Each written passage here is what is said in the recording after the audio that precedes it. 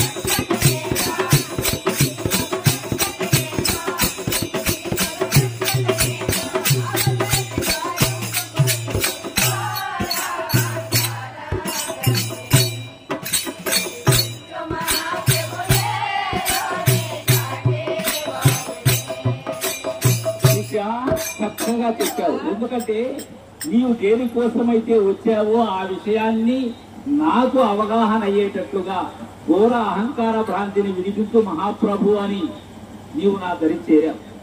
అందుకోసం ఒకటే చెప్తాను శిష్య. ఎలా అంటే ఏలా ఈ వెళ్ళి ప్రాంతులు మాయా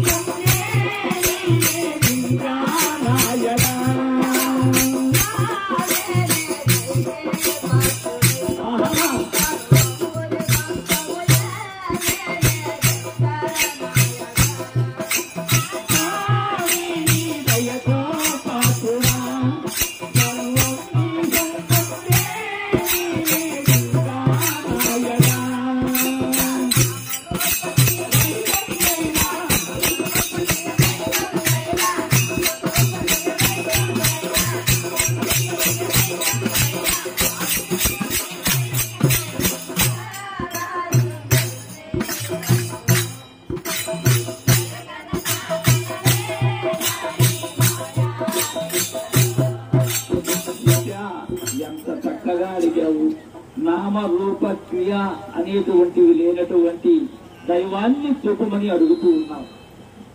ఎలా అంటే దీనికి బృహద్వాసిష్ట సిద్ధాంతం ఉద్ధరింపు అవతరించిన శివరామ దీక్షితులు చెప్పినటువంటి సూత్రం ఉన్నది, అదే ద్వాదశాక్షరి. అందుకే చెప్తున్నాను శిష్య, చూడు ద్వాదశి గోత్రము